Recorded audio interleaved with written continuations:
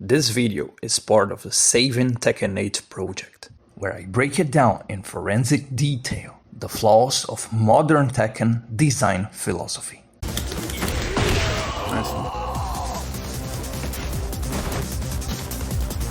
Imagine sidesteps in Tekken 8. Sidesteps have never been stronger than they are right now. New challenger.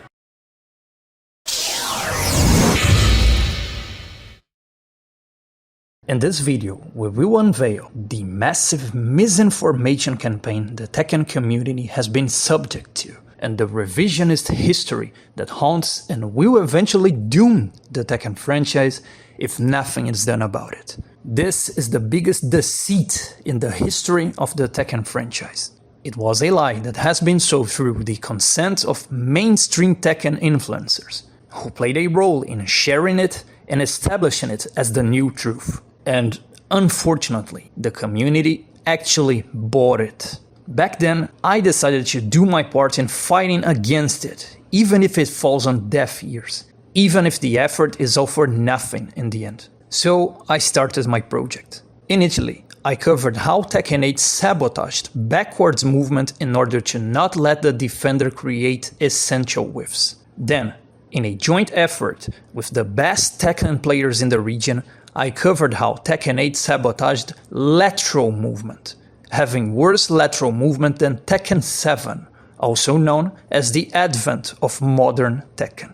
This time, I'm putting an end to this. I will cover traditional Tekken movement and the lies surrounding it. I will expose the revisionist lie that is haunting the franchise, the preposterous claim that traditional Tekken was about a backdash spamming festival, an environment where the defender could mindlessly backdash cancel and essentially negate all offense from the opponent. The so-called quote-unquote backdashing meta. The Tekken community has been gaslit, lied to, deceived to an extent it's not even funny.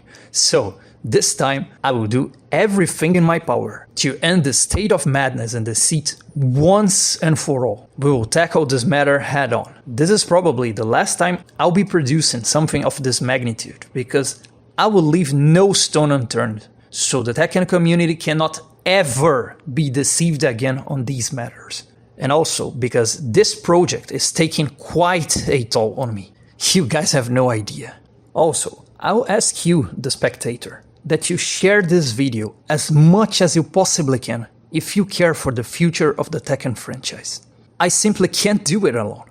I'm actively censored and disenfranchised everywhere I go. They really don't want this message to reach people. If our voice is to be heard, the only way is if we make them. Please share it with your Tekken friends and on Tekken-related social media if you can.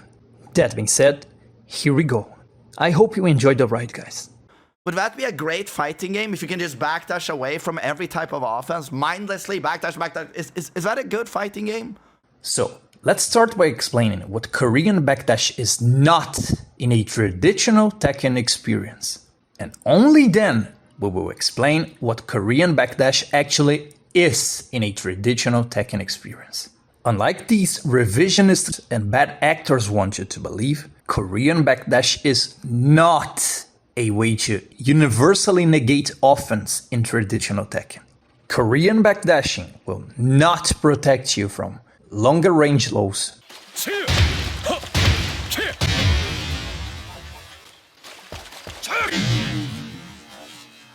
advancing lows,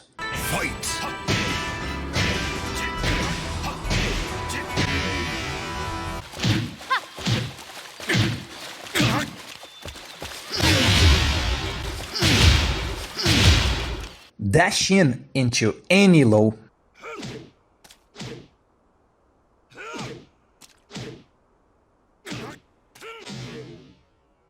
advancing plus frame mids that will put you on frame disadvantage on range 0, forcing you to take a mix-up on range 0 as a consequence.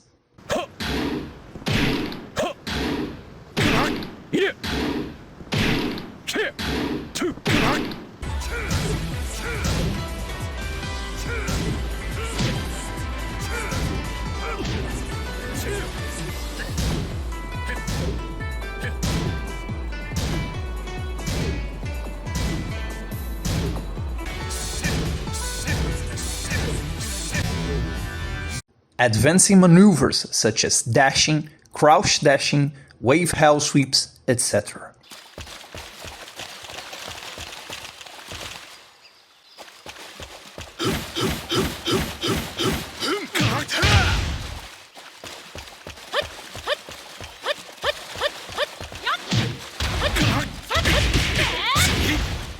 Also, Korean backdash is not a way to keep the opponent away from you indefinitely, as much as the revisionists led you into believing, particularly those who happen to be Tekken 8 newcomers, so they are the most susceptible into falling for this psyop.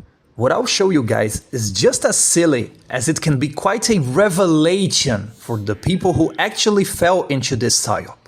In traditional Tekken, the mere act of walking forward makes the Korean backdasher unable to outspace the opponent. Merely walking forward, as you can see. There are only a few exceptions to this rule, as in the rule breaker characters. Having that in mind, understand that is absolutely no way you can possibly keep an opponent away from you indefinitely through the act of Korean backdashing alone. It is a material impossibility in Tekken. In fact, the closest to game-breaking backwards movement we ever got in Tekken history was Tekken Tag 1 Lei Wulong, with his haha step, but not the beta male milk boy version of it. I mean the true, authentic, Sigma male version of a high step.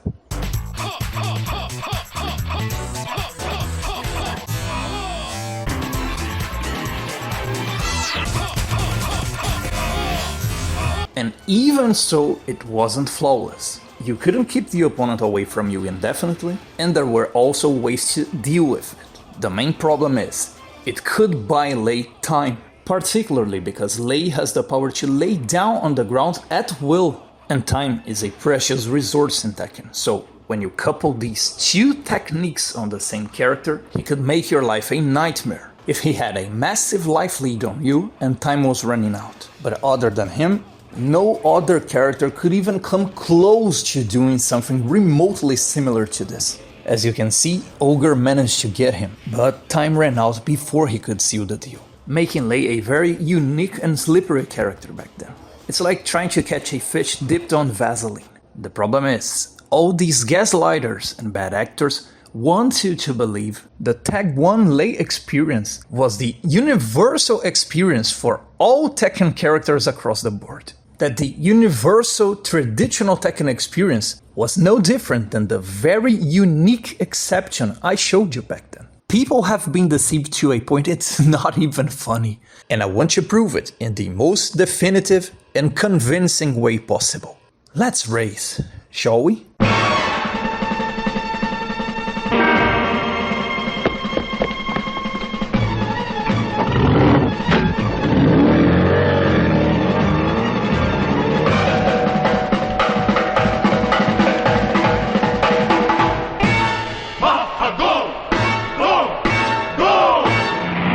What I'll do is, I'll give myself a massive head start and put my opponent on the other side of the screen. Then we will race. I'll do an optimized Korean backdash, my opponent will chase me. Let's see what goes.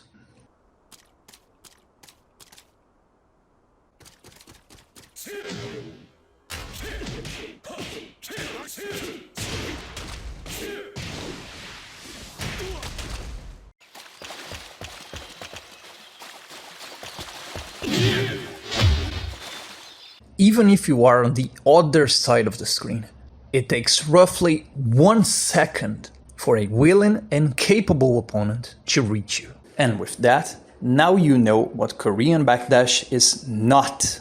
Now, it is time to explain what backdash cancelling, aka Korean backdash, actually is.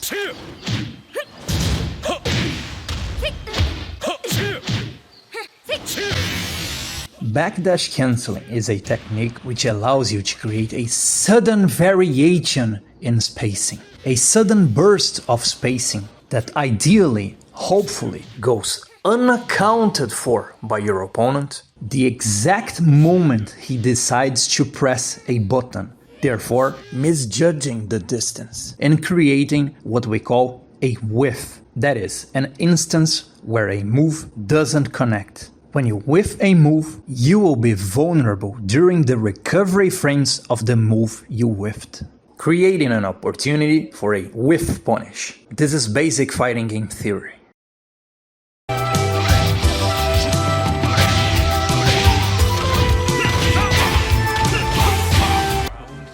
First round in favor of Atif.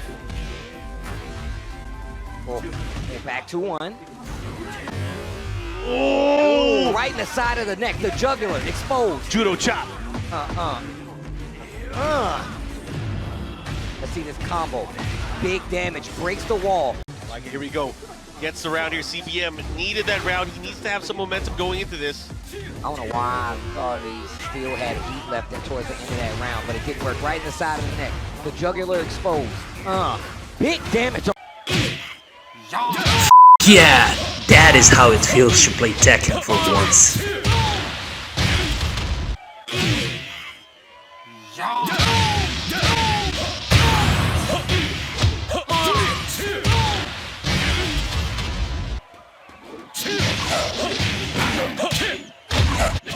This is Tekken, this is what I'm talking about.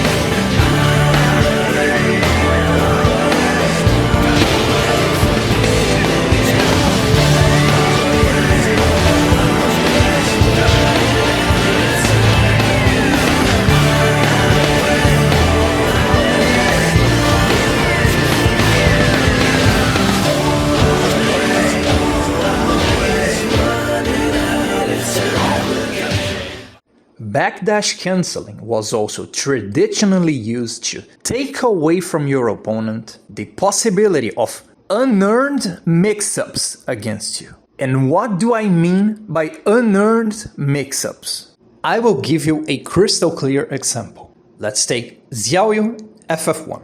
Xiaoyu FF1 leads to three possibilities. She can go for a high follow-up, that is a natural combo. She can go for a mid follow-up that can kill you, can launch you if you try to duck the natural high follow-up. And she can also transition into Art of Phoenix, her trademark evasive stance. So, as you can see, three possibilities. Alright, so what can be defined as an earned mix-up? Traditionally, Xiaoyu gets an earned mix-up only when she manages to hit you with FF1. If FF1 connects on normal hit and transitions into AOP, she will be at a massive advantage, making you unable to space away from her in time to deny her her mix-up. In this situation, she gets a mix-up on you. That mix-up is earned. And why is it earned? Because FF1 actually hits you. So, this Strawman, this false claim that quote-unquote Nova wants to backdash away from everything is a lie. I'm giving you an example. This is an earned mix-up. You don't get to backdash away from it. My opponent earned this mix-up. Now, if Xiaoyu FF1 is blocked, she's not supposed to have the power to mix you up after it's blocked. A well-executed backdash cancel would take away from her this unearned mix-up, and if she dares to go for it, you, a competent defender, kill her for it. Now, with that information in mind, we go back to Tekken 8. Now, with sabotaged backwards movement, her unearned mix-up is now an actual mix-up, and you have to take a guess, because you can't space away from it. And quote-unquote, taking a guess takes up many forms. I can, for example, challenge her transition and risk dying to the mid follow-up that is a launcher, or also getting hit by the high follow-up. It's not just merely deciding to stand block or to crouch block. And again, this is just one example. The design choice of sabotaging backwards movement in Tekken 8 created hundreds of instances where you can't take away from the opponent the power of unearned mix-ups. No, you are a hostage to unearned mix-ups and you have to take a guess. This is the extent the community has been lied to. You can now shove it in their faces. Show them what a bunch of clowns they really are.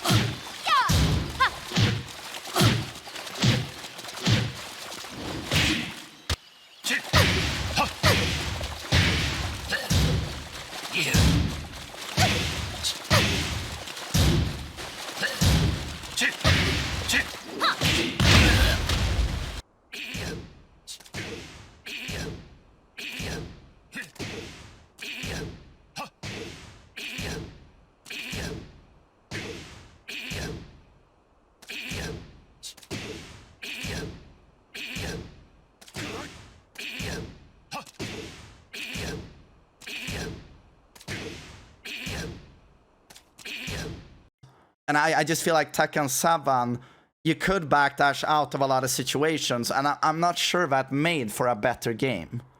I love Tekken 7's gameplay, but just being able to defend by simply mechanical skill was not that interesting to me. Just move away. I'm not sure that's super interesting. Yeah, I'm pretty sure you'll find this more interesting instead. Ulsan's still going in. Oh! My... Bro, that's such bull... This is so... amazing! Amazing! The decisions there! Kudan's got to guess whether to stand or duck, and then stand or duck, and then stand or duck, and then stand or duck. That was amazing. And this...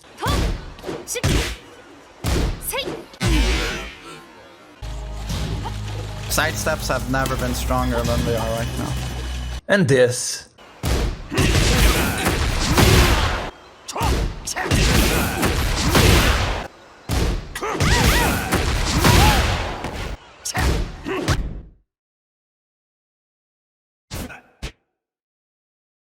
And this...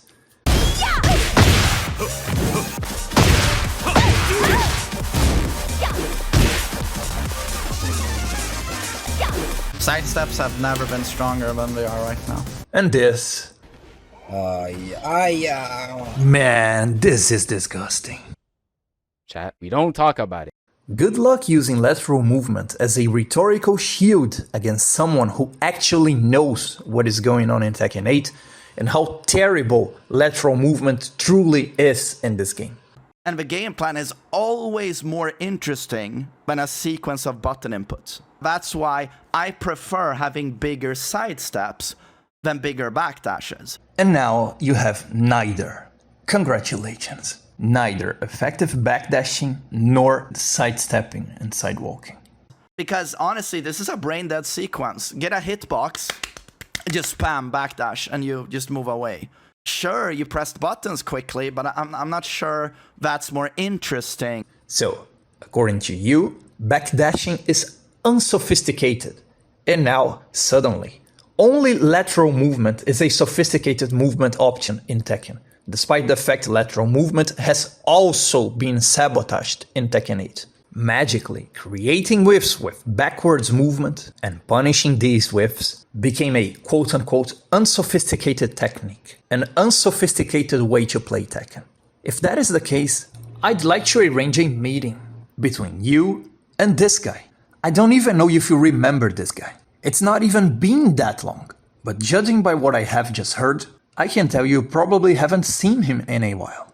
Let's just say that, the way I see it, You guys have a lot of catching up to do. So let's arrange this meeting. You and this guy called Adrian. Just so you know, he's a Swedish guy who seemingly likes Tekken a lot. Just like me. And he seems very, very passionate about the Tekken franchise. Just like me. You know, I kinda like that guy, and the things he had to say usually resonated with me. Except, well, anyway. But yes, I just said that Tekken 7 would be a better game, in my opinion, if you buffed the movement and made it closer to Tekken 5 instead of quite limited movement we have today. And you couple this with the most oppressive hitboxes you've ever seen in a Tekken game. Moves track more, moves have more range, and you have these super mids that, you know, hit extremely far, homing, very low mid hitboxes. You know, like Claudio back 1, Asuka forward 3, King forward 1. A lot of characters have these, and they are, if you combine those with the restricted movement, you're gonna have a bad time. And this was demonstrated so well when I played Tekken 5. Again, I've mentioned this before, with Chris Crane, fellow Swedish streamer.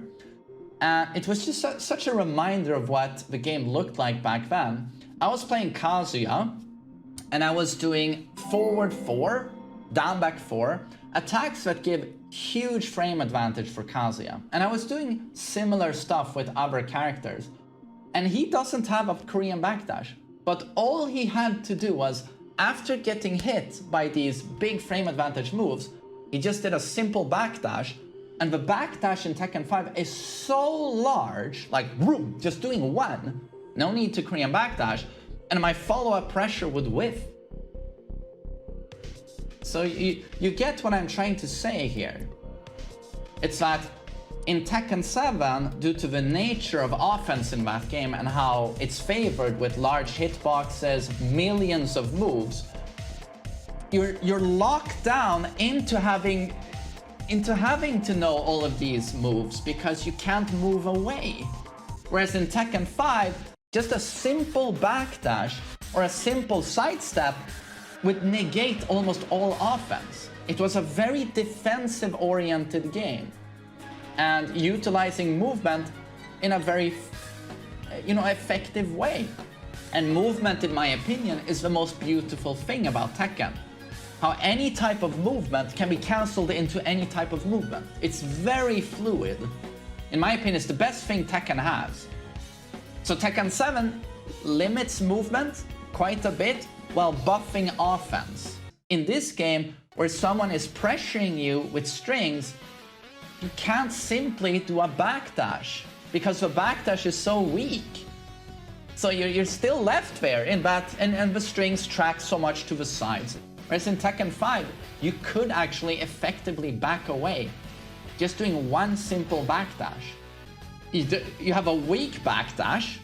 Most likely you don't have a strong Korean backdash, so you can't move away. The game favors more offense. And it is a very offensive game. Maybe not politically, but it favors offense a lot, you know. Yeah, that's Tekken 7 in a nutshell, and I do hope for Tekken 8 that they buff the movement, because in my opinion the game was more interesting when the movement was more fluid, and defense was, a bigger part of Tekken's gameplay across all levels of play. I want to make an observation and stress not only the hypocrisy on full display, but also the material proof of historical revisionism here. These revisionists nowadays, they treat Tekken 7 now, the literal advent of modern Tekken, as a defensive game, when in fact, at that time, Tekken has never been as offense-oriented as Tekken 7 was. Tekken 7 brought with it an unprecedented power creep. The first experiment with super buttons restricting defensive options and having super dimensioned rewards. Also, the first experiment in deliberately disrespecting and killing many character identities by filling their holes removing identitarian weaknesses, etc. These people are trying to sweep Tekken history under the rug, but we will never let them get away with it. Tekken 7 was never a defensive Tekken. It's just that, compared to the absolute degeneration that is its offspring, Tekken 8, in retrospective, it looks like a defensive wonder. But it only goes to tell how low we have sunk. We have reached rock bottom, and these people are playing the role of damage control. But you think I'm done? No, I'm not. Let's proceed.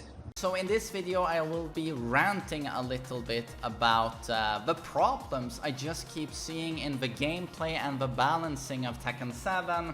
You know, and he represents the modern Tekken, Tekken 7. You see this with all of the new characters basically and DLC characters. They have these crazy over-the-top moves that just limit your opponent's defensive options. Reduce defensive options and reduce movement. What does that do with the game? And Claudio's back one. Yeah, one of the most perfect attacks you'll ever find. Press back one, long range knockdown wall splatting mid that is -5 on block, and Claudio actually retreats away from the opponent as well into a comfortable -5. If he hits them airborne, oh, were you doing a hop kick? Oh, I screwed you. You got screwed, literally. And yeah, it's homing.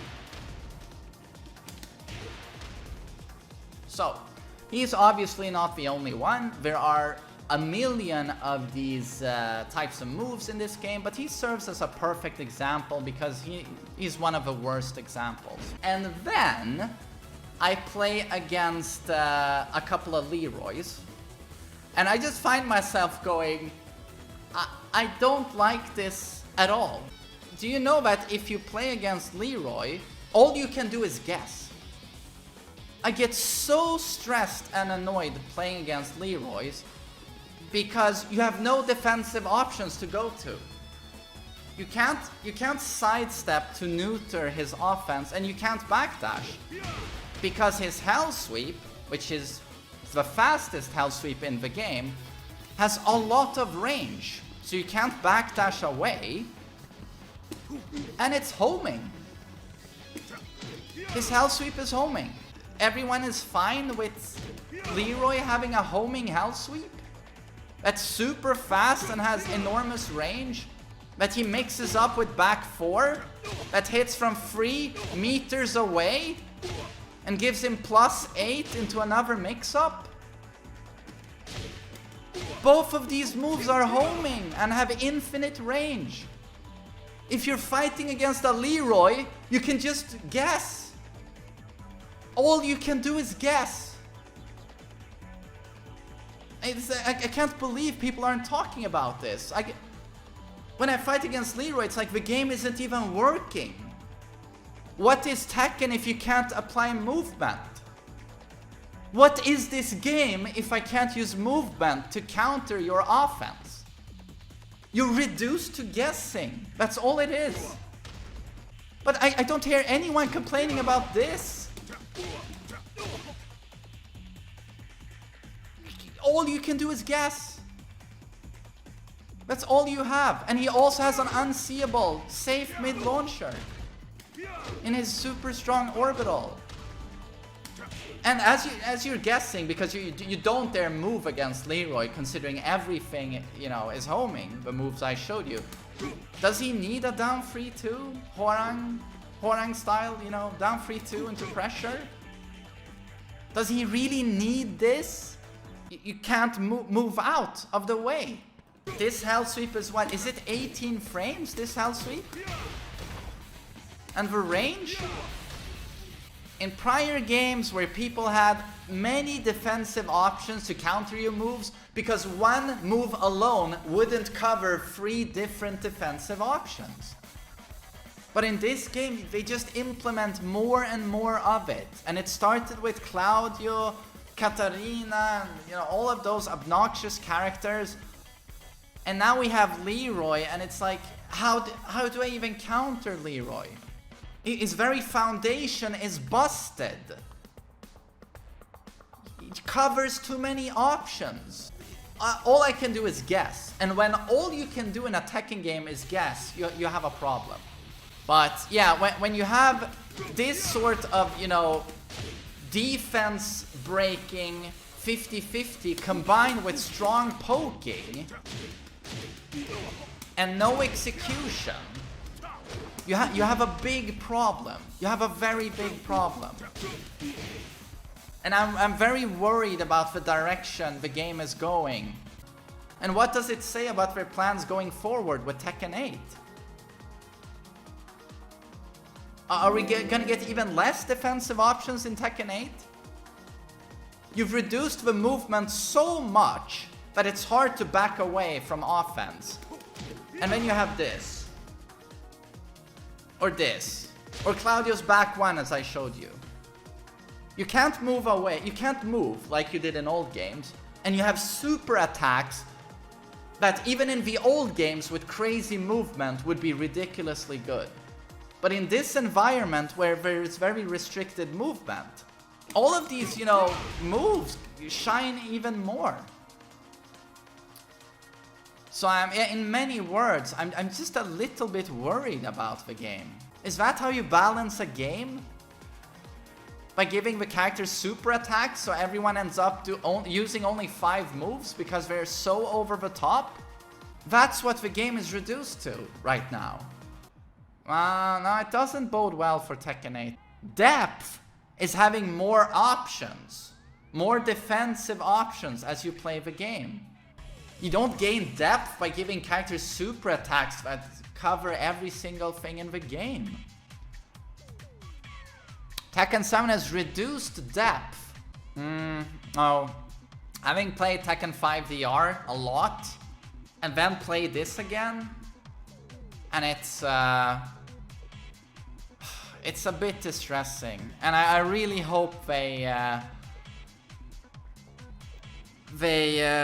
reinvent the game quite a bit for Tekken 8, and this oversimplification of a system, that they revert at least some of it. But when you reduce the movement and give all of the characters 5 key moves that you buff, you know, you make them into god moves, you have a big problem because you reduce depth. I don't know, man. Maybe something changed along the way.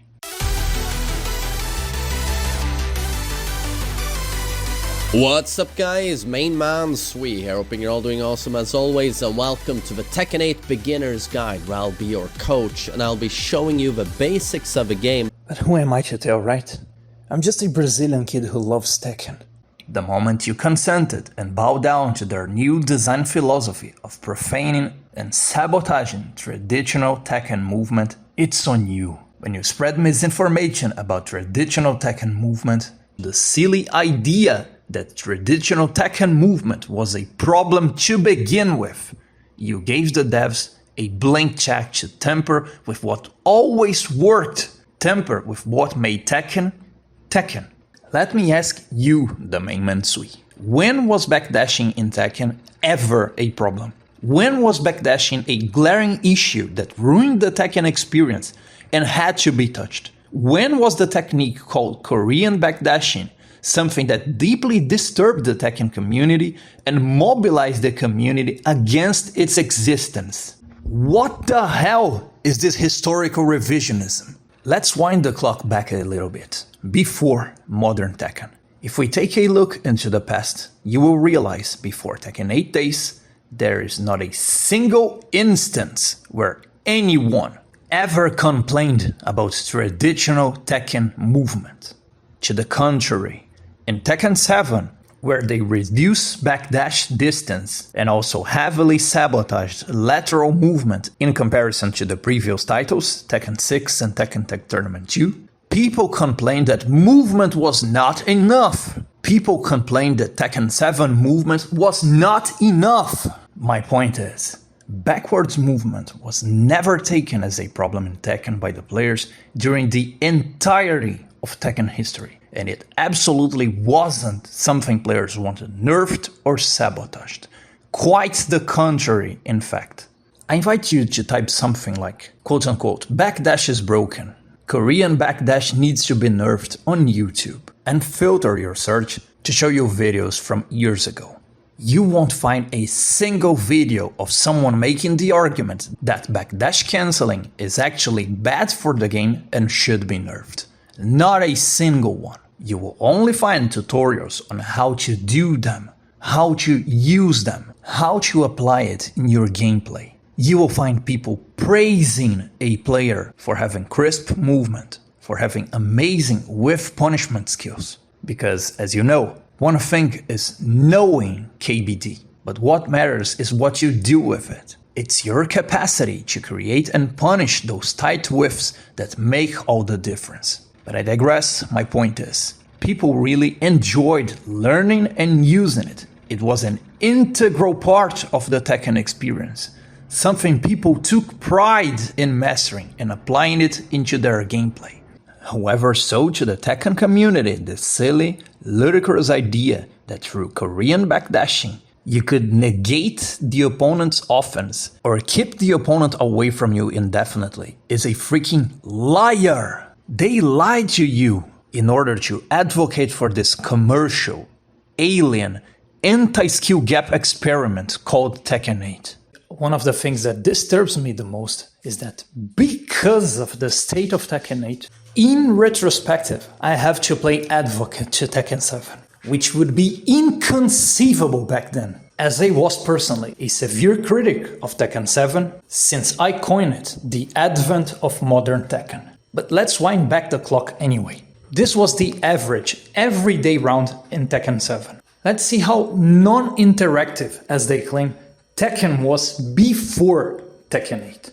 I'm leaving it to you, the spectator. Judge it for yourself. Final round. Fight.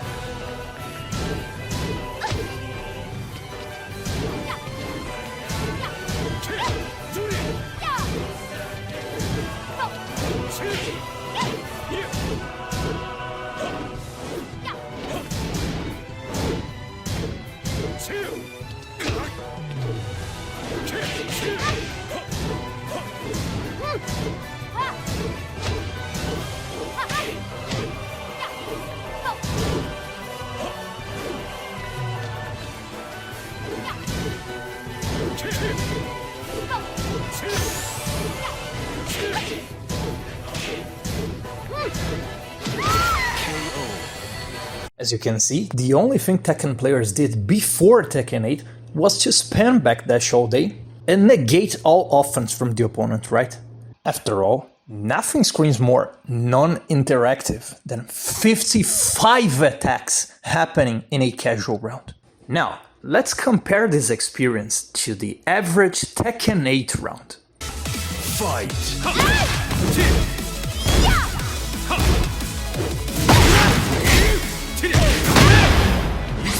Look at me, bro! I'm so good at Tekken!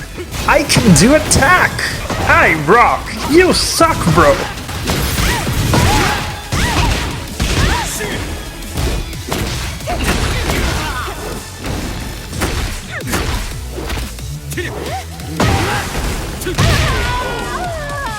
Little bit slower when it comes to Eddie, one of the slower heat smashes in the game. All right, activating heat with that back one. Plus frames on the high. Putting him in that corner. Oh, there is a ground to explode here as well. What's going on, man? What's going on? So using up that graphic fidelity ability of that PlayStation. Nice back one.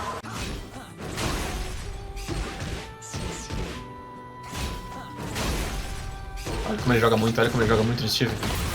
Nossa, jogou muito. Que round insano. Display de fundamento insano. Thanks for proving me right, bro. Steve couldn't always do this as you claimed. Oh, wait. So the big dick measuring competition here is GM says when Steve is bum rushing you with 1-to-1 flicker mix-ups, you can't backdash away. You can't do it in Tekken 8 and you can't do it in prior games. But here he says, NovaSeiken says, I can backdash cancel away in Tekken 7 and hit him. But so is this the video? In Tekken 7, the backdash is better. So you can, if you have extremely strong execution, you can backdash out of 1-to-1 flicker mix-ups. I mean, yeah, backdash is nerfed in Tekken 8. But I also find it interesting that he's showing it with Jin, who has a notoriously bad backdash. What does it look like on Alisa, for example, or Fakum Ram has a strong backdash? Dragunov, like what would that look like? Backdash is nerfed, of course, and sidesteps buffed. Hold it! Lie. This is absolutely not true. And I already proved it is not true with a joint effort featuring the best Tekken players in the region, proving lateral movement in Tekken 8 is actually worse. We have tangible, material, unquestionable proof. But Jin has a notoriously bad backdash. Have you seen Ulsan on Dragunov? Like, bam, bam, bam, bam, bam, he just disappears. You don't think Ulsan could backdash cancel away from this Steve shit? Of course he could. Hold it! He's showing it with Jin, who has a notoriously bad backdash. What does it look like on Alisa, for example? Neither Alisa nor Dragunov can space themselves away from this loop. Stop misinforming your audience. Have you seen Ulsan on Dragunov? Like, bam, bam, bam, bam, bam, he just disappears. You don't think Ulsan could backdash cancel away from this Steve shit? Of course he could. No, I don't think so. The next time, test the freaking interactions before talking out of your ass. I use this move in the XM it's precisely because it is fast, and I wanted to showcase how dangerous Steve is on close range. By outspeeding me by 1 frame in that interaction, he was able to counter-hit launch me. The worst outcome that can happen in the Tekken. So his point is, Steve is so deadly up close with his frames, back 1, and space control that we should be able to back away with a strong backdash. That's it. Precisely, you see? You get me after all. I only wished we could agree on this, but the current version of you doesn't seem to agree with me, for whatever reason.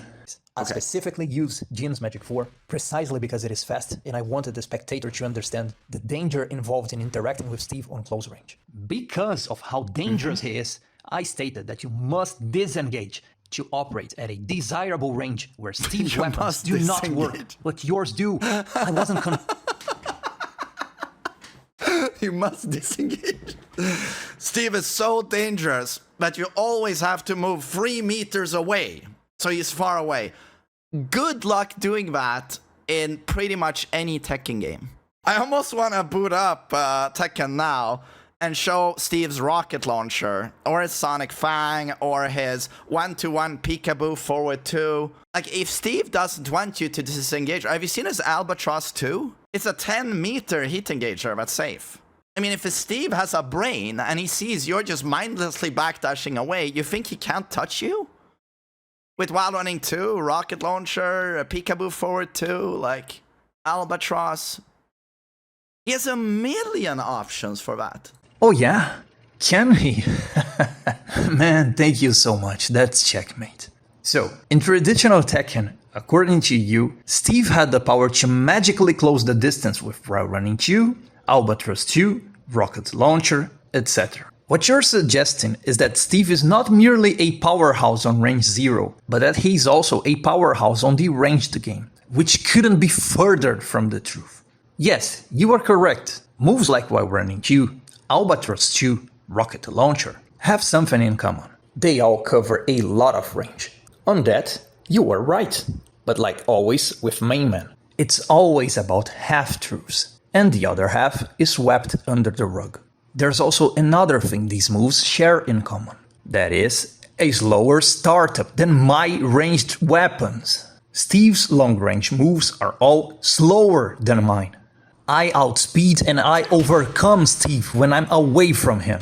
As long as I have the power to disengage from Steve and keep myself on range 3, I am in control of the match, not Steve. Steve has to get inside and risk getting obliterated by my faster keep out. What I was trying to convey on my original video is that they took away from the defender the capacity to disengage. So, if the opponent doesn't want you to disengage, you cannot disengage because the mere act of mashing will lock you down. Keep taking a guess again and again and again and again.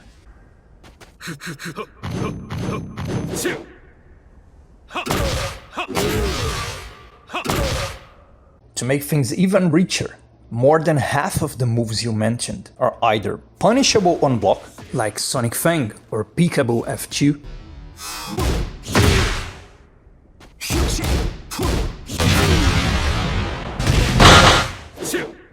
Good luck doing that in pretty much any Tekken game. I almost want to boot up Tekken now and show his 1-to-1 peekaboo forward 2. or they make Steve minus, so you can properly check him afterward without the risk of getting killed by back 1.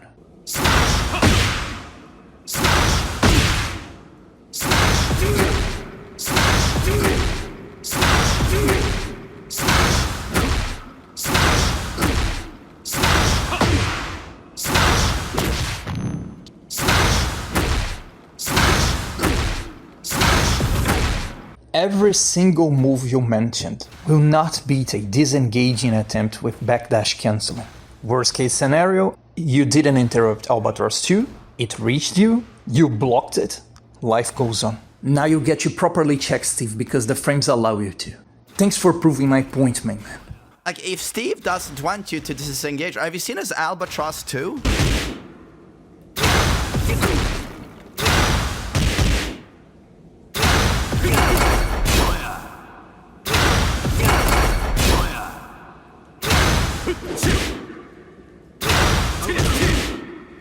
The fucking balls on this guy to say GM doesn't understand core Tekken. Yeah, my balls are massive indeed. I don't embrace conformity. I'd rather have my big balls than no balls whatsoever, running PR for Namco while losing myself in the process. Fighting GM completely fails to understand Tekken outside of the conveniences of his own character, Lee Chaolan. And that is precisely what makes him such a terrible analyst. That's a pretty big statement considering he's one of the all-time Lee players, you know. That's a big statement, I guess.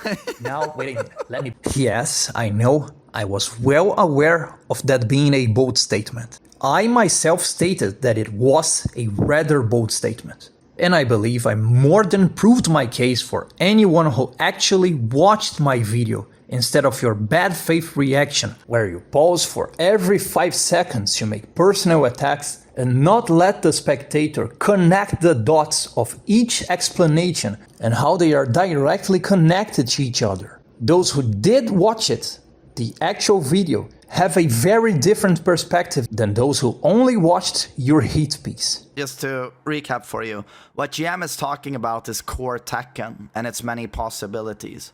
Oh yeah, damn right, he for sure showed us the many possibilities. Let's recap them, straight from the man himself. Like, let's say he does this, right? You see how he's +3, right? You can't like backdash, right? See? But you can sidewalk, right? So I do this, right? See? So he was complaining that he couldn't backdash out of all of that. He had to just take it. But that's how you could tell the guy's low level. That's how you could tell he's low level, man. He doesn't know how to play the game. Man, don't you realize what is happening right in front of your eyes? So you can sidewalk too. You're literally gaslighting yourself and your audience. You've got clipped multiple times already.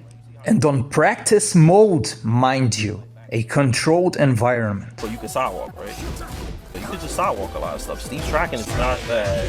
Yeah, he for sure showed the audience the many possibilities in terms of defense we have in Tekken 8. You could say he did a wonderful job.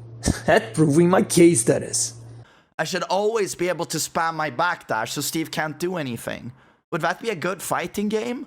Say you got the game you wanted. By quote-unquote Tekken game I wanted, you must realize you're talking about the Tekken game you, the main man, wanted years ago. Would that be a great fighting game if you can just backdash away from every type of offense? Mindlessly backdash. Is that a good fighting game?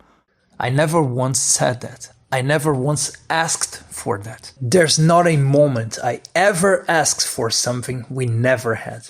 All I asked is for something we always had. I never said I want backdashes to be a win-all, do-it-all option. You did. Once again, textbook Strawman's fallacy. Who would want to play a game in which you cannot engage in any kind of offense because the opponent pressing back will negate all highs, mids and lows you might try? No one. I never once said that backdashes should beat everything. You keep misrepresenting my points in order to make them as silly as possible, instead of engaging my point on good faith, my real intention, my agenda, so to speak. What I really want, and I have been transparent about it from the very beginning when I started this project, is some semblance of traditional Tekken movement in a freaking Tekken game. And I repeat the question again, the main man. When did traditional standards for Tekken movement became an issue for you exactly? When exactly did you change your perspective? And more importantly, why did you change? That is the looming question. A great option you could try, on paper, is sidestep left low parry. Moving left is the only way to evade flicker 1 jabs. This option would cover and kill other Steve likely and interesting options such as peekaboo 2 or peekaboo down 1. Well, it would be a shame if he had a safe mid variation that will always kill sidestep into duck and is also a... But that's the whole point. Characters need to have mix-ups. I mean, what you're talking about is like a Tekken game where homing attacks don't exist. All attacks are linear, no homing attacks. You should have an option select that beats everything.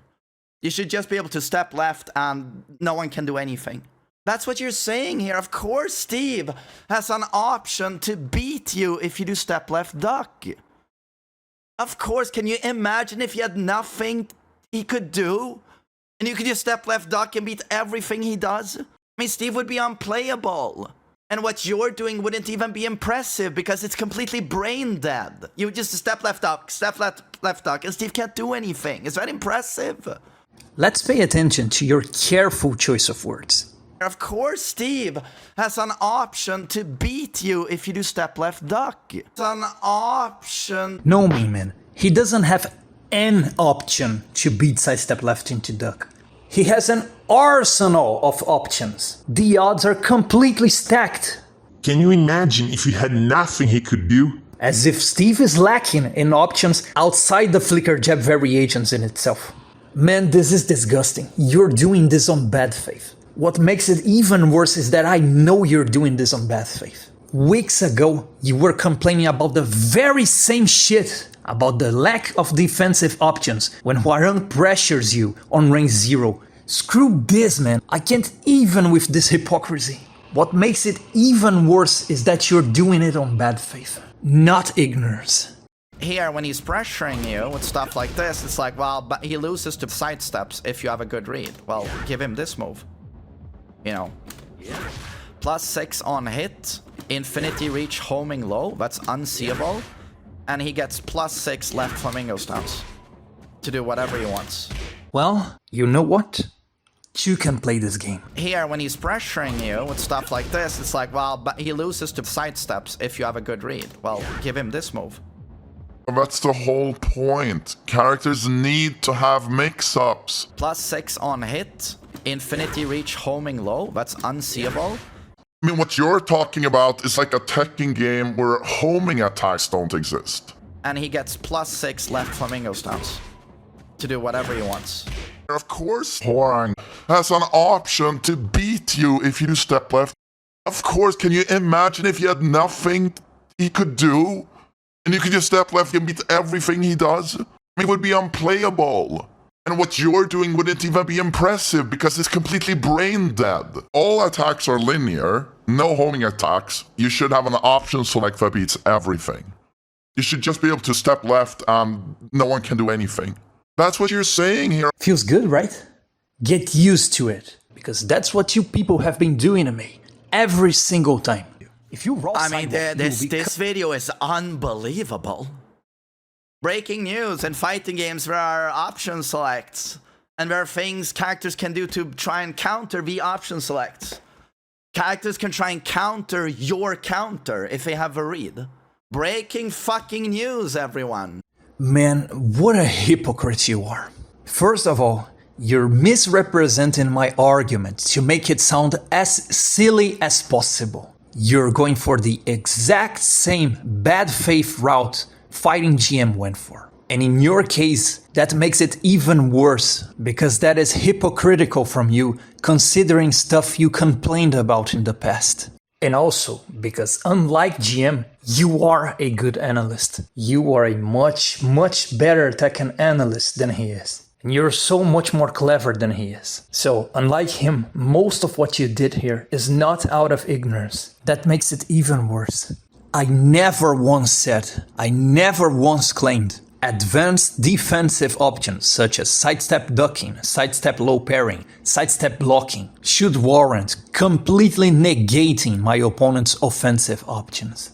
I never once said that. Textbook Strawman's fallacy. Within that context, between me and Fighting GM, I was showcasing how chaotic and suicidal lateral movement is against Steve's flicker and peekaboo transitions. Not because, quote-unquote, you have no answers. Yes, you have ultra-specific answers for each specific option he might have. But for how disproportionate the odds are against the defender. Can you hear me now? Stop acting on bad faith and care to observe the whole picture. I showcase the option of sidestep left ducking, because if you go right, the flicker jab will always beat you, and how it could specifically respond to Steve flicker 1 up 1, but it would be actually suicidal, because within the flicker jab itself, there are 13 variations in which most of them can kill sidestep left duck. And I'm talking about the flicker jab alone. It's not like Steve is lacking in options to beat sidestep left duck outside the flicker jab. He already has an arsenal of independent options to beat this advanced lateral movement option. For every ultra-specific lateral movement option you might try, Steve has 6, 8, 12, 15 different options that can beat this advanced lateral movement option. The odds are completely to his favor. Lateral movement against Steve is a terrible option. And that is why Fighting GM embarrassed himself trying to showcase possible answers against Steve through lateral movement, gaslighting his audience with a straight face while getting clipped multiple times in his recording. That clown was gaslighting his audience, claiming how casually you could move laterally against Steve, contrary to what your very own 2 eyes were watching on the screen. You could just sidewalk a lot of stuff. Steve's tracking is not bad. That is why I said disengaging backwards movement is your go-to movement option against Steve. And that moving laterally against Steve is chaotic at the best case scenario and suicidal in reality. You, just like GM, operated on bad faith and demonstrated a complete lack of a sense of proportion. Stop misrepresenting people's arguments and stop gaslighting your audience.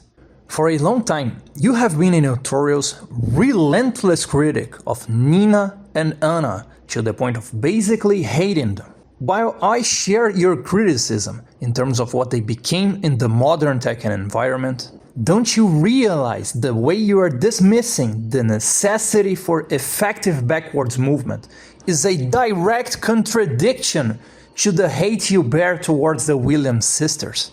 Don't you understand the capacity to outspace the Williams sisters and work on different ranges other than range 0 is paramount to a balanced experience, and that being stuck in mud, unable to space away from them, makes them even more of a super boss character than they already are? Man, it is extremely hypocritical from you to complain about their game-breaking frame data and properties when it comes to small Tekken and poking on range 0, but at the same time dismissing and trying to clown on a guy screaming his lungs out that sabotaging backwards movement removed the damn counterplay against this very nature of relentless range 0 mashing offense you complain about the Williams sisters. You use lateral movement as a rhetorical shield, claiming advanced lateral movement such as sidestep block, sidestep duck is more sophisticated than, according to you, quote-unquote,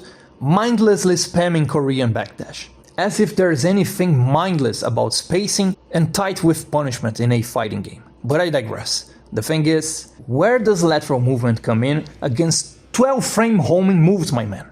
How do you move laterally against these super boss abominations and their game-breaking super buttons?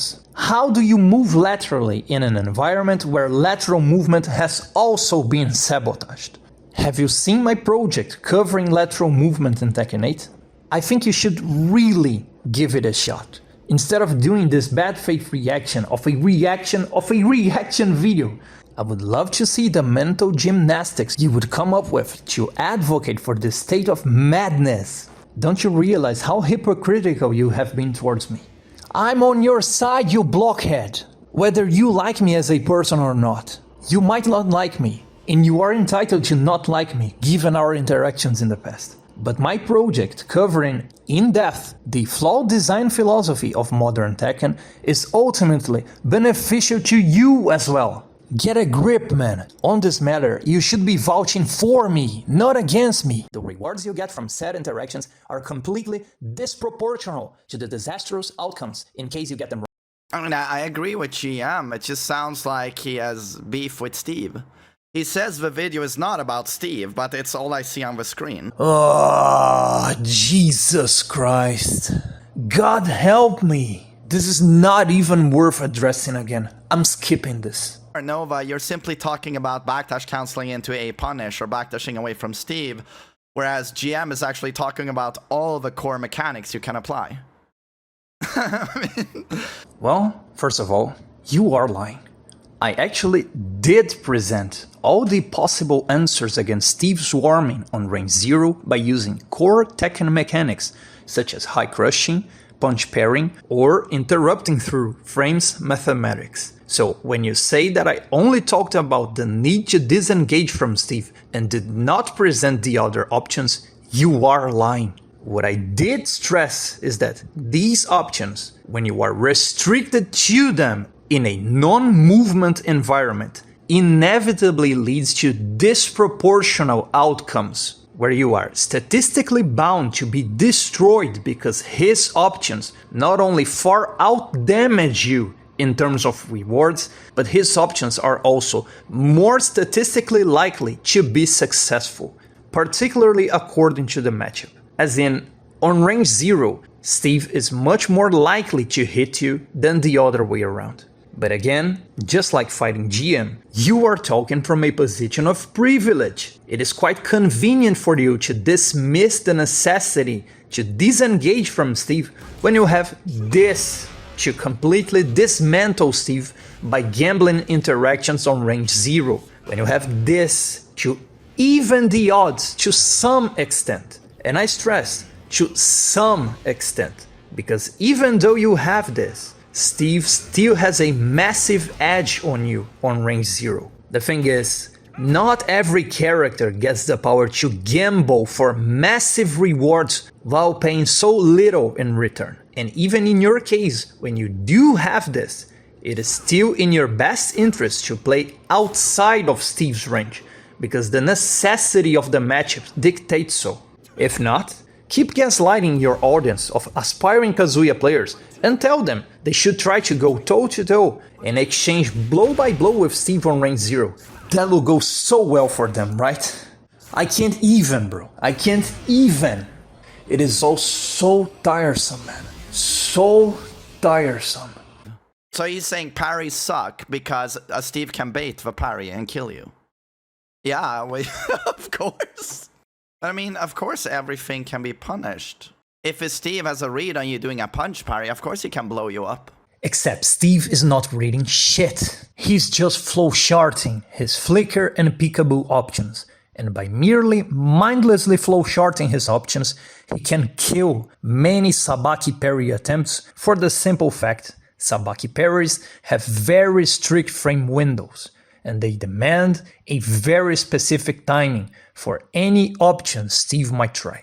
Not every character is privileged like Lee, who can punch parry all Steve's flicker options with no timing required whatsoever. Also, Sabaki parries, as I showed, have a much steeper price on failure, since they are moves before being a parry, therefore leading into a counter hit when mistimed. So, while they can be successful, they can also lead into disaster, even if your so-called read was correct and Steve went for a high or mid punch. It can still fail in glorious fashion because of the aforementioned reasons. And we go back to the beginning, and the looming question you are cleverly trying to avoid at any cost. Why are we being forced to gamble to begin with? You talk about core mechanics. Movement is the primordial Tekken core mechanic.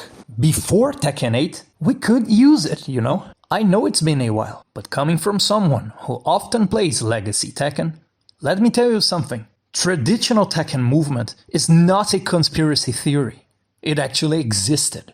Straight up, gambles were an option, not a necessity. You see, suddenly, magically, the just high crush bro starts to make a little more sense, don't you think? But it goes beyond that, way beyond that. If I get my down 4 blocked, what do I pay for it exactly? Wildman punish. So unless you get a huge combo, there's no value in trying to do high evasion against Steve. I mean, if that's your logic, I don't know what to say. My logic is quite simple, Mayman. If I have to win 16 interactions on close range, and he has to win 2 to 3 to win the round, that means playing on close range is not in my best interest. That means the odds are completely against me within this context. It's not in my best interest to play on the range my opponent's character excels. Stop misrepresenting my point. And yeah, that was exactly what I was saying. If your high crushing option doesn't net you a big reward, there's no point in trying to exchange blow by blow with Steve on range 0. He has frame supremacy over you. He has property supremacy over you. His rewards on successful interactions are 10 times stronger than yours. It's not a difficult concept to grasp, unless you are a bad faith actor, and you're refusing to see the point I'm trying to make on bad faith. Just spam backdash and you just move away. Sure, you pressed buttons quickly, but I'm not sure that's more interesting than someone going into a match and having in-depth character knowledge, knowing how to move, when to backdash, when to sidestep, step left or step right. Against Asuka, option selecting her offense with step right duck, step right duck. That is 100 times more interesting to me than someone just playing Zafina in Tekken 7 with a hitbox, backdashing out. Having quote-unquote in-depth character knowledge is actually knowing that sidestep right duck against Asuka, as you suggested, is actually suicidal, because in this abomination of game design you're playing the role of an advocate. Asuka has access to free win super buttons that will kill you for sidestepping right into duck. Having in-depth character knowledge is knowing that the least suicidal defensive option you have is sidestep right block, not duck. And this coming from the guy who in this very same video will accuse me of not having any tactical Tekken knowledge and accuse me of being an execution-obsessed everyday Mishima scrub. All that stuff jails with Steve, brother. Cannot duck on reaction, you never could duck. That's a Steve Fox stuff, boy. Like, that's not Tekken 8. Exactly. You could never duck his jailing strings. These are traditional properties of Steve's strings. But there's one thing I could do against Steve, which is disengage from him. Space myself away from him to play at my desirable range, where his frame data doesn't entirely dominate mine. But you don't seem to understand that. I never once said you could duck his jailing strings in the past. I never once said that. This is textbook Strawman's fallacy. NovaSeiken always strikes me as a Tekken player who doesn't fully understand the game, and just like a lot of Mishima players, he's completely obsessed with execution. And for him, the biggest skill expression and the only thing that exists is strong mechanical skill doing a super fast backdash into a perfect electric. That's to him like, that's Tekken. It's not strategy, it's not mind games, it's just execution. Moving like a robot like this. Duria, like that's peak Tekken. And there are people who agree with that, I don't. So, if I don't understand Tekken at a deeper tactical level, if I have no credibility as an analyst, and my only interest is the extreme mechanical execution aspects of Tekken, then you have to answer two questions. Why do I take it upon myself to cover the deepest layers of Tekken in my breakdown videos then? Why all the care in the world to provide the most minute details when it comes to frame data, properties, tracking, specific coverage, nuance, advanced defensive options? Why bother going through so much trouble if I'm just a mere execution-obsessed Mishima scrub as you claim I am? And moreover, if I'm so obsessed and my only interest in Tekken is the mechanical executional aspect of it, answer me, why the hell am I a pet player yet?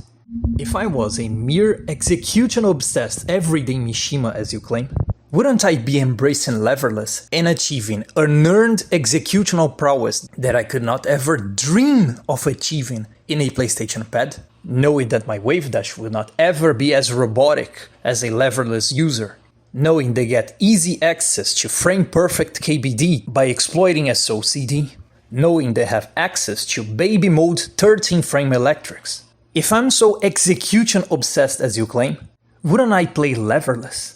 And if I don't play leverless, wouldn't the reason be that I believe there's more to Tekken than mere execution? And let's not fool ourselves there. I take pride in my execution, particularly because it is earned more than anything else. This is mine by right, and even so, that is completely separate from my Tekken analysis. When I'm covering deep Tekken, I make sure to completely dismiss executional elitism, because knowledge is an universal concept, regardless of how good your execution may or may not be. Anyone who ever watched my video breakdowns will make sure of that. NovaSeiken always strikes me as a Tekken player who doesn't fully understand the game. Like a lot of Mishima players, he's completely obsessed with execution. It's not strategy, it's not mind games, it's just execution. Moving like a robot like this. Duria, like that's peak Tekken.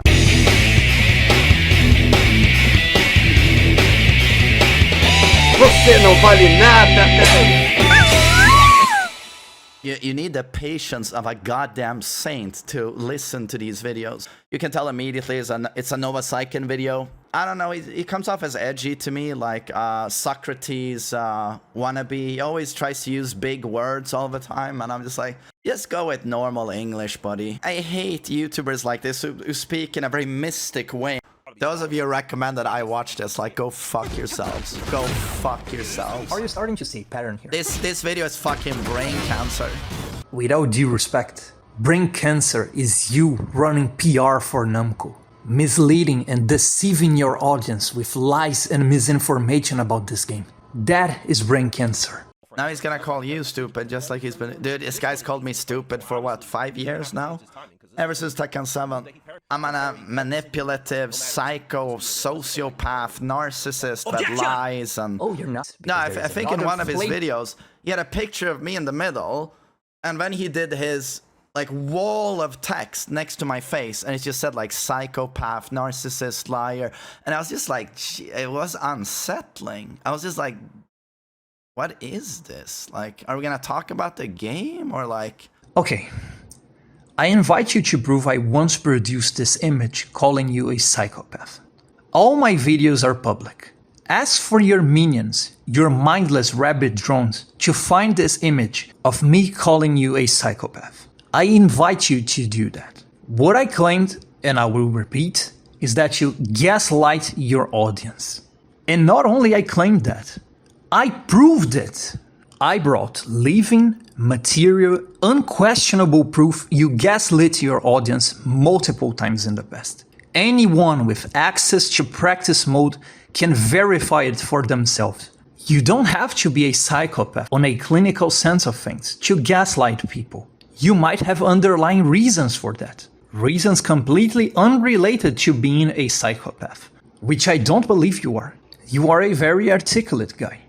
Being disingenuous doesn't make you a psychopath. And again, ask your cultish followers, ask your mindless drones to procure this image of me calling you a psychopath. If you find this image, show it to the audience, and I'll publicly apologize to you, and I'll completely retract that. I will personally apologize to you. Ask your mindless rabbit drones to do this work for you, since they're so good at doxing people, organizing to disenfranchise someone, massively hate someone. Well, if you're telling the truth, they might be organized and competent enough to find and publish this image, right?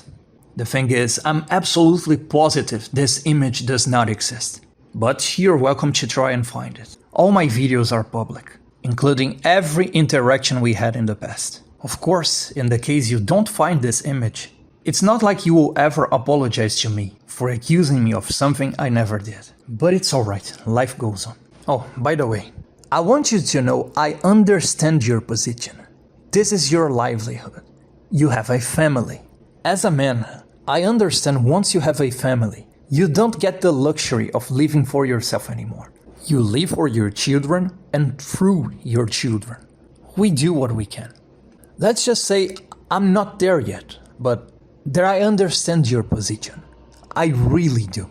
But my gripe is, why would you attack someone that is in a great position to make a real difference on this matter and do what you can't do? I know that deep down you know I'm right. And I know you cannot express criticism as much as you'd want to.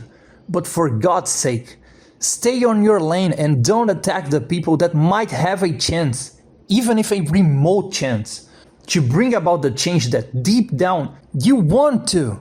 Do not sabotage the people that can act independently and stay doing what you do as a creator and an entertainer. I have no ties to these people, and the way I see it, smaller creators like me are in the perfect position to do some real good for the future of this franchise. I know I'm not alone in this. I'm absolutely positive I'm not alone. The proof that a very large portion of the player base feels represented by my work so far is that thousands of people received negatively your bad faith reaction video attacking me. And even your own followers, even long-time fans of yours, were astonished by your attitude and how fueled by bad faith your reaction was. Many followers from your channel kept wondering, why would he be so hostile and display such a level of bad faith against this guy? So for these people who don't know about our interactions in the past, I'll give them an opportunity to know our history. I believe people deserve to know my side of the story. Jin's movement is just like Kazuya's in pretty much any situation. If fixing is... Nova, you have movement like Kazuya with Jin. It's just something weird happens in this specific interaction.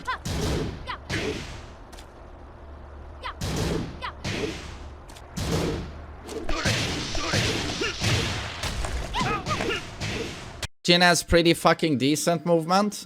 You see how quickly he moves here? Laterally.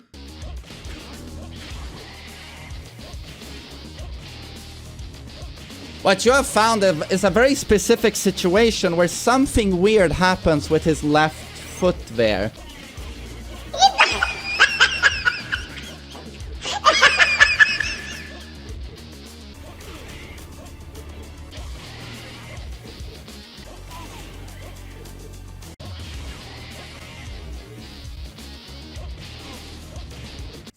Jin can't step here, but Kazuya can. Lars can't step this either, by the way. No, I tried this yesterday, Nova. Lars can't. Bruh.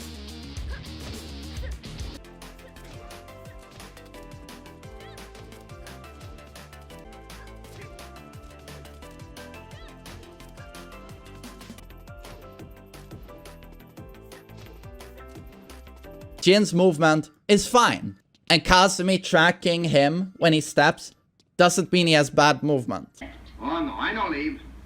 But I saw you with my own eyes. Well, who are you gonna believe, me or your own eyes? Jin's old school F4 was so powerful that his low-hitting hitbox allowed Jin to hit grounded opponents on some very specific angles that the Jin player must have been knowledgeable of in order to extract its full potential for Okizeme. This property alone made his old school Okizeme completely terrifying. I would say it's better now because in this game you had to Zen cancel to get the combo. What? Now you don't have to do that. You can just do forward 4 on its own and maintain distance to the opponent. With the Zen cancel, you always had to work your way up to them and get the cancel correctly. But now you just forward 4 and you stay far back. And you do the one standing for pickup. Then came Tekken 7 and they decided no, F4 will not hit grounded under any circumstances. And thank fucking God, considering they gave you the ability to get the full launch without having to do a Zen cancel. What? Man, what the hell? You don't know what you're talking about. Not only you could convert counter hit F4 in Tag 2, but it was much easier than the elite conversion from Tekken 7, which again, I actually want to remain as the extremely difficult, inaccessible tool that it is on Tekken 7. That is how it was supposed to be from the start. But again, you really don't know what you're talking about. This claim that Jin could not convert counter hit F4 without the Zen transition was completely taken out of your ass. I'm sorry.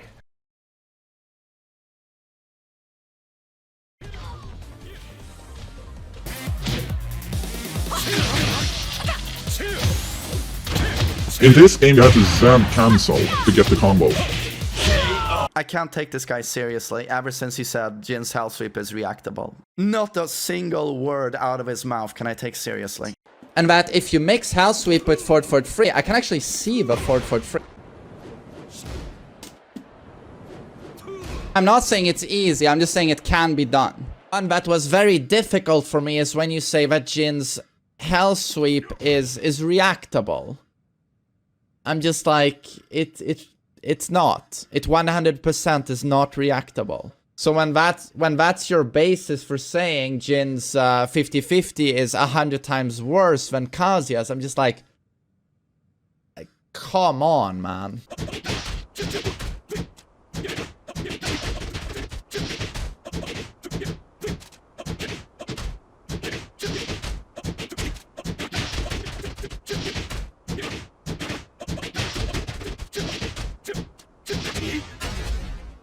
And yours is legit almost that strong.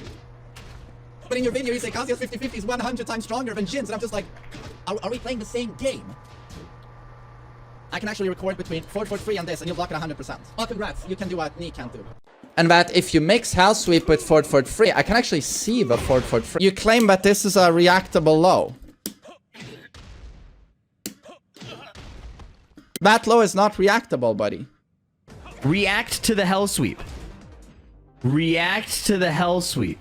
Nobody's gonna believe me if you're a new player, but Jin players at the highest level are reacting to this hell sweep. Do a test yourself.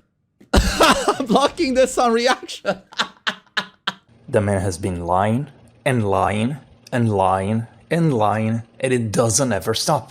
And because he lied, this channel has been targeted by organized hate, persecuted, and actively disenfranchised for all these years, since his followers display organized cult-like behavior. And with that, I rest my case. The gaslighting, revisionist campaign against traditional Tekken movement ends once and for all. I want to thank you guys, the audience, for all the kindness, all the support I've been receiving. I'm putting my heart and my soul into this project. What I want the most is for Tekken to be Tekken again. And it really warms my heart when you, the spectator, share the same feeling. It's all you guys. Thank you so much for that. You guys rock. I'll treat this video as the last piece of the puzzle covering Tekken 8 movement. In the beginning, I covered sabotaged backwards movement in Tekken 8. Then I covered sabotaged lateral movement in Tekken 8. Now I debunked once and for all the gaslighting, revisionist campaign against traditional Tekken movement. This is the last piece of the puzzle. They cannot and will not lie to you anymore. The only thing I ask of you guys is that you massively share this video. People have to know they have been gaslit. They have been lied to. And the sooner we rip it open, these curtains of lies and misinformation, about traditional Tekken, the better for the future of the Tekken franchise. I want you guys to know this project is not over. If this video resonates with you, if you miss what Tekken used to be, please share this video as much as you can. There's more to come in the future. For now, I take my leave, and we'll be seeing each other again, guys. God bless.